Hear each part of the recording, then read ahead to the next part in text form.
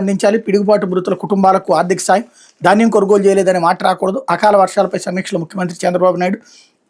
అకాల వర్షాల కారణంగా పంటల నష్టాన్ని వెంటనే అంచనా వేసి నష్టపోయిన రైతులకు మంగళవారం సాయంత్రంలోగా పెట్టుబడి సాయం అందించాలని ముఖ్యమంత్రి చంద్రబాబు ఆదేశించారు. పిడుగుపాటు కారణంగా చనిపోయిన 10 మంది కుటుంబాలకు తక్షణమే పరిహారం ఇవ్వాలని స్పష్టం చేశారు. రాష్ట్రంలో అకాల వర్షాల పంట నష్టంపై సోమవారం సచివాలయం నుంచి జిల్లా కలెక్టర్లతో ఆయన వీడియో కాన్ఫరెన్స్ నిర్వహించారు. పిడుగుపాటుకు చనిపోయిన పశువులకు నిబంధనలకు అనుగుణంగా సాయం విడుదల చేయాలని చెప్పారు. అకాల వర్షాలతో 2224 హెక్టార్లో వరి, మొక్కజొన్న దెబ్బతిన్నాయని, 138 హెక్టార్లో అరటి, బొప్పాయి, మామిడి తదితర ఉద్యాన పంటలకు నష్టం వాటిల్లిందని అధికారులు సీఎంకి నివేదించారు. పశ్చిమ గోదావరి జిల్లాలో 1033 హెక్టార్లు, నంద్యాలలో 641, కాకినాడలో 530, శ్రీసత్య జిల్లాలో 20 హెక్టార్లో పంటలకు నష్టం వాటిల్లిందని చెప్పారు.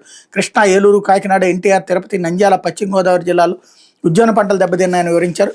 కేంద్రంతో మాట్లాడి రైతుల దగ్గర అదనంగా ఉన్న పంటను కూడా కొనుగోలు చేసేలా చర్యలు తీసుకుంటామని చంద్రబాబు వివరించారు. తమ ధాన్యం కొనలేదనే మాట ఏ ఒక్క రైతు నుంచి కూడా రాకూడదని చెప్పారు. రబీలో 20 లక్షల టన్నుల ధాన్యం సేకరణ లక్ష్యంగా ఇప్పటికే 13 లక్షల టన్నులు సేకరించామని పౌర సరఫరాల శాఖ కమిషనర్ స్వరూప్ గౌర్ సీఎంకి తెలిపారు. వర్షాలకు రంగు మారిన ధాన్యం కొనుగోలు చేయడానికి చర్యలు తీసుకుంటామన్నారు. వార్తని హైలైట్ చేశారు. కాకపోతే సజ్జల కుటుంబం కబ్జాలో